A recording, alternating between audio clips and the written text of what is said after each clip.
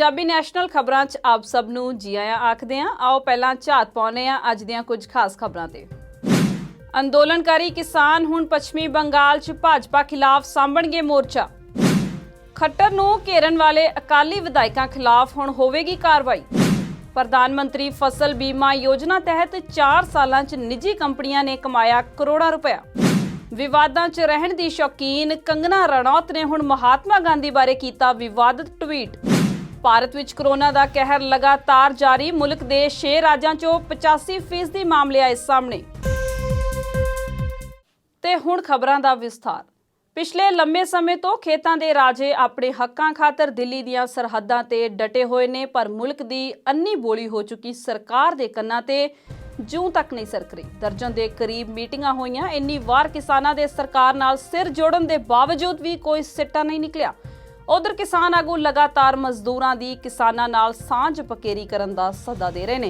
किसान आगू जोगिंदर सिंह उगराहां दा आखना है कि किसान अंदोलन ने नैतिक तौर ते जित प्राप्त कर लई है। इस अंदोलन नूं मुल्क तो बाहरों भी समर्थन मिलण करके केंद्र सरकार अंदरों डरी बैठी है। उन्हां खेती कानूनां दे हक च प्रधानमंत्री द्वारा कीते गुणगान ते प्रतिक्रम दिंदिआं आख्या कि हरी क्रांति वेले बने कानून विच किसानां दीआं जमीनां खोण दी गल नहीं सी आखी गई, पर फिर भी 2014 तक 2 ਲੱਖ ਤੋਂ ਵੱਧ किसान ਜ਼ਮੀਨਾਂ ਵੇਚ ਕੇ खेती ਦੇ ਧੰਦੇ ਤੋਂ ਲਾਂਭੇ ਹੋ ਚੁੱਕੇ ਨੇ।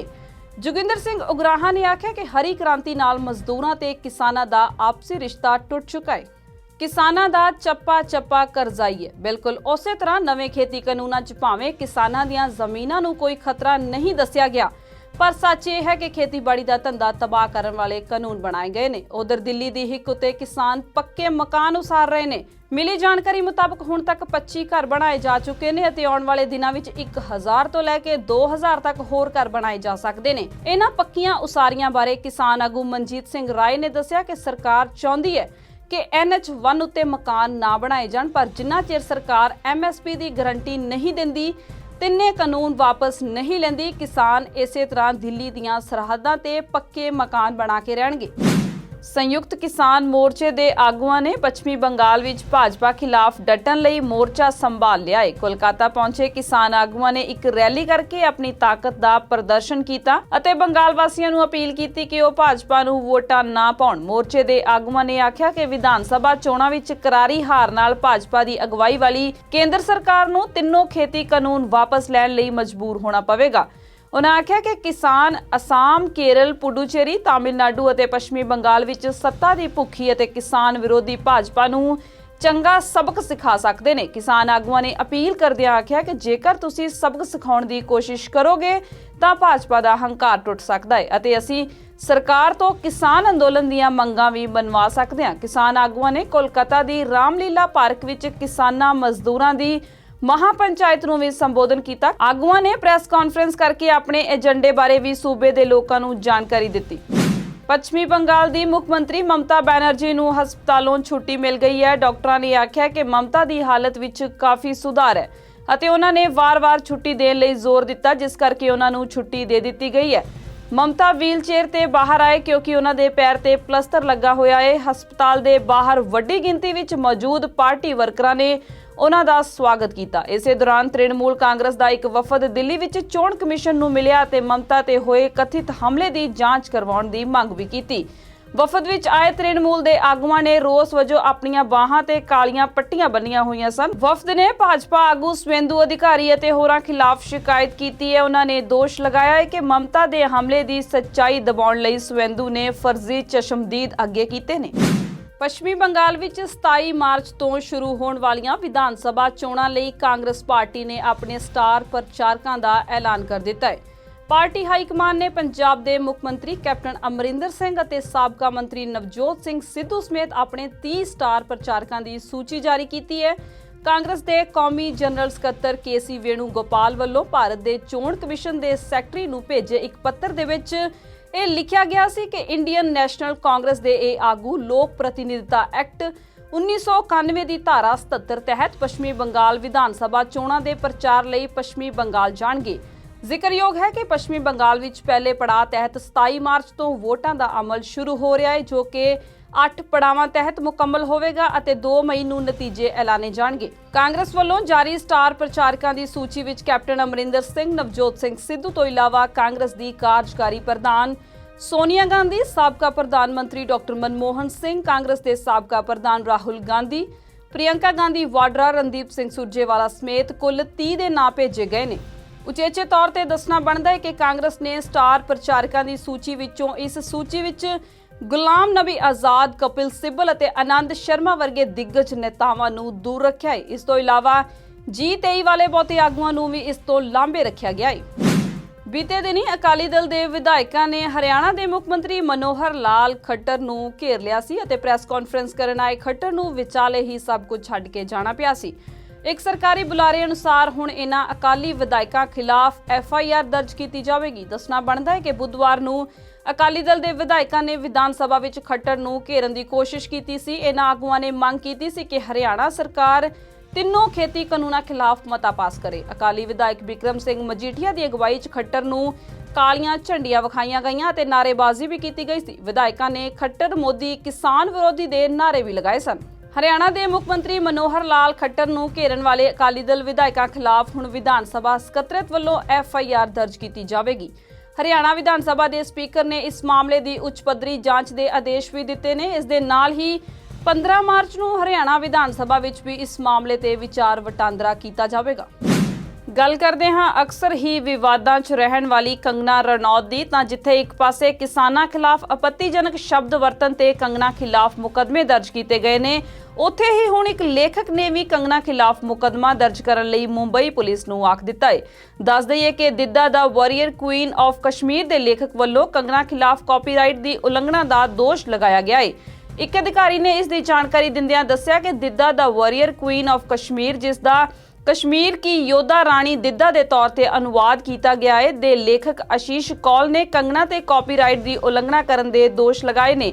ਕੌਲ ਨੇ ਆਖਿਆ ਕਿ ਉਸ ਕੋਲ ਦਿੱਦਾ, ਲੋਹਾਰ ਦੀ ਰਾਜਕੁਮਾਰੀ ਤੇ ਕਸ਼ਮੀਰ ਦੀ ਰਾਣੀ ਦੀ ਜੀਵਨ ਕਥਾ ਦੇ ਵਿਸ਼ੇਸ਼ ਕਾਪੀਰਾਈਟ ਨੇ। ਉਹਨਾਂ ਨੇ ਆਖਿਆ ਕਿ ਇਹ ਕਦੇ ਵੀ ਸਵੀਕਾਰਯੋਗ ਨਹੀਂ ਹੈ ਕਿ ਇੱਕ ਕਹਾਣੀ ਅਤੇ ਕਿਤਾਬ ਇੱਕ ਅਦਾਕਾਰਾ ਵੱਲੋਂ ਹਥਿਆਈ ਜਾ ਰਹੀ ਹੈ। ਪੁਲਿਸ ਹੁਣ FIR ਦਰਜ ਕਰਕੇ ਅਗਲੀ ਕਾਰਵਾਈ ਸ਼ੁਰੂ ਕਰੇਗੀ। ਵਿਵਾਦਾਂ 'ਚ ਰਹਿਣ ਦੀ ਸ਼ੌਕੀਨ ਕੰਗਨਾ ਨੇ ਇੱਕ ਹੋਰ ਵਿਵਾਦ ਛੇੜ ਲਿਆ ਹੈ। ਕਿਸਾਨਾਂ ਨੂੰ ਅੱਤਵਾਦੀ ਆਖਣ ਵਾਲੀ ਇਸ ਅਦਾਕਾਰਾ ਨੇ ਹੁਣ ਮਹਾਤਮਾ ਗਾਂਧੀ ਬਾਰੇ ਵਿਵਾਦਤ ਬਿਆਨ ਦੇ ਦਿੱਤਾ ਹੈ। ਕੰਗਨਾ ਨੇ ਟਵੀਟ ਕਰਕੇ ਆਖਿਆ ਕਿ ਮਹਾਤਮਾ ਗਾਂਧੀ ਬੇਸ਼ੱਕ ਮਹਾਨ ਨੇਤਾ ਸਨ, ਪਰ ਉਹ ਕਦੇ ਵੀ ਚੰਗੇ ਪਿਤਾ ਅਤੇ ਚੰਗੇ ਪਤੀ ਸਾਬਤ ਨਹੀਂ ਹੋ ਸਕੇ। ਕੰਗਨਾ ਦਾ ਕਹਿਣਾ ਹੈ ਕਿ ਮਹਾਤਮਾ ਗਾਂਧੀ ਉੱਪਰ ਉਹਨਾਂ ਦੇ ਹੀ ਬੱਚਿਆਂ ਨੇ ਬੁਰਾ ਪਿਤਾ ਹੋਣ ਦਾ ਆਰੋਪ ਲਗਾਇਆ ਸੀ। ਇਸ ਤੋਂ ਇਲਾਵਾ ਕੰਗਨਾ ਆਖਦੀ ਹੈ ਕਿ ਉਹ ਆਪਣੀ ਪਤਨੀ ਨਾਲ ਵੀ ਚੰਗਾ ਵਰਤਾਵ ਨਹੀਂ ਸਨ ਕਰਦੇ। ਦੱਸ ਦਈਏ ਕਿ ਕੰਗਨਾ ਬ੍ਰਿਟੇਨ ਦੀ ਮਹਾਰਾਣੀ ਐਲਿਜ਼ਾਬੈਥ ਨੂੰ ਟ੍ਰੋਲ ਕਰਨ ਦਾ ਵਿਰੋਧ ਕਰ ਰਹੀ ਸੀ, ਕਿਉਂਕਿ ਮਹਾਰਾਣੀ ਤੇ ਉਹਨਾਂ ਦੀ ਨੂੰਹ ਨੇ ਮਾੜੇ ਵਿਹਾਰ ਦਾ ਦੋਸ਼ ਲਗਾਇਆ ਹੈ। ਇਸ ਮਾਮਲੇ ਵਿੱਚ ਕੰਗਨਾ ਨੇ ਲੱਤ ਫਸਾਉਂਦਿਆਂ ਆਖਿਆ ਕਿ ਮਹਾਰਾਣੀ ਐਲਿਜ਼ਾਬੈਥ ਇੱਕ ਔਰਤ ਹੈ, ਇਸ ਲਈ ਉਹਨਾਂ ਨੂੰ ਨਿਸ਼ਾਨਾ ਬਣਾਇਆ ਜਾ ਰਿਹਾ ਹੈ, ਪਰ ਮਹਾਤਮਾ ਗਾਂਧੀ ਇੱਕ ਪੁਰਸ਼ ਹੋਣ ਕਰਕੇ ਉਹਨਾਂ ਦਾ ਬੁਰਾ ਪਿਤਾ ਹੋਣਾ, ਬੁਰਾ ਪਤੀ ਹੋਣਾ ਕੋਈ ਵੱਡੀ ਗੱਲ ਨਹੀਂ। ਕੰਗਨਾ ਦਾ ਇਹ ਤੱਥ ਹੈਰਾਨ ਕਰਨ ਵਾਲਾ ਹੈ। ਕੰਗਨਾ ਅਜਿਹਾ ਕਿਉਂ ਆਖ ਰਹੀ ਹੈ, ਇਹ ਤਾਂ ਕੰਗਨਾ ਨੂੰ ਹੀ ਪਤਾ ਹੋਊ, ਪਰ ਅਕਸਰ ਹੀ ਵਿਵਾਦਾਂ 'ਚ ਰਹਿਣ ਦਾ ਸਵਾਦ ਚੱਖਣਾ ਲੱਗਦਾ ਹੁਣ ਕੰਗਨਾ ਦੀ ਫਿਤਰਤ ਬਣ ਗਿਆ ਹੈ। ਪਰ ਇੱਥੇ ਸਵਾਲ ਇਹ ਉੱਠਦਾ ਹੈ ਕਿ ਮੁਲਕ ਦੇ ਪ੍ਰਧਾਨ ਮੰਤਰੀ ਹੋਰਾਂ ਨੂੰ ਤਾਂ ਝੱਟ ਆਖ ਦਿੰਦੇ ਨੇ ਕਿ ਸਾਡੇ ਮੁਲਕ ਦੇ ਅੰਦਰੂਨੀ ਮਾਮਲਿਆਂ 'ਚ ਨਾ ਬੋਲੋ, ਕਿਸਾਨਾਂ ਦੀ ਹਮਾਇਤ ਕਰਨ ਵਾਲਿਆਂ ਨੂੰ ਦੂਜੇ ਦੇ ਮਾਮਲੇ 'ਚ ਨਾ ਪੈਣ ਦੀ ਸਲਾਹ ਦਿੰਦੇ ਨੇ। ਪਰ ਹੁਣ ਜਦੋਂ ਆਪਣੀ ਹੀ ਦੇਸ਼ਵਾਸੀ ਬ੍ਰਿਟੇਨ ਦੀ ਮਹਾਰਾਣੀ ਦੇ ਮਾਮਲਿਆਂ 'ਚ ਕੁੱਦ ਰਹੀ ਹੈ ਤਾਂ ਲੱਗਦਾ ਸਰਕਾਰ ਨੇ ਅੱਖਾਂ ਮੂੰਦ ਲਈਆਂ ਨੇ।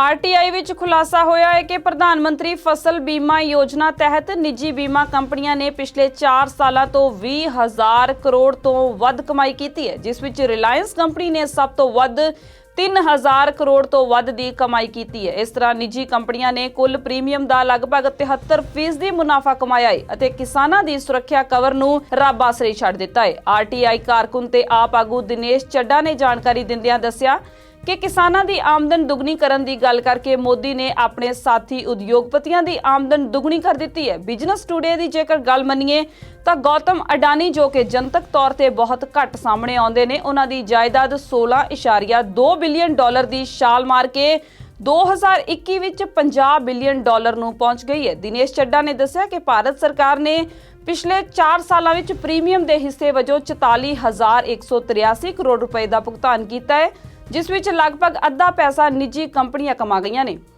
इस तरीके नाल इस योजना ਨੂੰ डिजाइन ਕੀਤਾ ਗਿਆ और इस तरीके नाल इस योजना ਨੂੰ इंप्लीमेंट ਕੀਤਾ ਗਿਆ। ਵੱਖ-ਵੱਖ ਸੂਬਿਆਂ ਦੇ ਵਿੱਚ ਪ੍ਰਾਈਵੇਟ ਕੰਪਨੀਆਂ ਨੂੰ ਵੱਧ ਤੋਂ ਵੱਧ ਚਹੇਤੀਆਂ ਪ੍ਰਾਈਵੇਟ ਕੰਪਨੀਆਂ ਨੂੰ ਵੱਧ ਤੋਂ ਵੱਧ ਫਾਇਦਾ ਦੇਣ ਦੇ ਲਈ ਕਿ ਜਿਹੜੀਆਂ ਪਬਲਿਕ ਸੈਕਟਰ ਕੰਪਨੀਆਂ ਇਸ ਯੋਜਨਾ ਦੇ ਵਿੱਚ ਇਨਵੋਲਵ ਨੇ ਉਹ ਤਾਂ ਵੱਡੇ ਘਾਟੇ ਦੇ ਵਿੱਚ ਗਈਆਂ ਨੇ। New India insurance company 1699 crore ਦੇ ਘਾਟੇ ਦੇ ਵਿੱਚ ਗਈ ਹੈ। ਓਰੀਐਂਟਲ ਇੰਸ਼ੋਰੈਂਸ ਕੰਪਨੀ 1423 ਕਰੋੜ ਦੇ ਘਾਟੇ ਦੇ ਵਿੱਚ ਗਈ ਹੈ।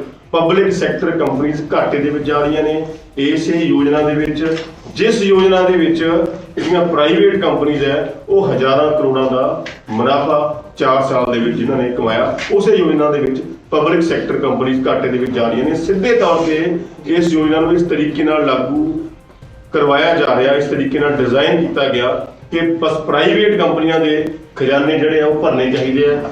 ਕਿਸਾਨਾਂ ਦੇ ਕੋਲ ਕਲੇਮ ਦੇ ਪੈਸੇ ਪਹੁੰਚਣ ਜਾਂ ਨਾ ਪਹੁੰਚਣ, ਕਿਸਾਨਾਂ ਦੇ ਨੁਕਸਾਨ ਦੀ ਪੂਰਤੀ ਹੋਵੇ ਜਾਂ ਨਾ ਹੋਵੇ, ਪਬਲਿਕ ਸੈਕਟਰ ਕੰਪਨੀਆਂ ਦੇ ਉੱਪਰ ਜਿੰਨਾ ਮਰਜ਼ੀ ਬੋਝ ਪੈ ਜੇ, ਸਿਰਫ ਪ੍ਰਾਈਵੇਟ ਕੰਪਨੀ ਦੇ ਖਜ਼ਾਨੇ ਭਰਨ ਦੀ ਇਸ ਯੋਜਨਾ ਦੇ ਨਾਲ ਕੇਂਦਰ ਸਰਕਾਰ ਨੇ ਕੋਸ਼ਿਸ਼ ਕੀਤੀ ਹੈ ਜੀ। ਇਸ ਤੋਂ ਵੀ ਆਪਾਂ ਅੱਗੇ ਵਧੀਏ, ਜਿਵੇਂ ਦੱਸਿਆ ਕਿ 20,000 ਕਰੋੜ ਦਾ 20,008 ਕਰੋੜ ਦਾ ਮੁਆਵਜ਼ਾ 4 ਫਾਈਨੈਂਸ਼ੀਅਲ ਵਰਿਆਂ ਦੇ ਵਿੱਚ, 4 ਵਿੱਤੀ ਵਰਿਆਂ ਦੇ ਵਿੱਚ ਪ੍ਰਾਈਵੇਟ ਕੰਪਨੀਆਂ ਨੇ ਇਹਦੇ ਵਿੱਚੋਂ ਕਮਾਇਆ।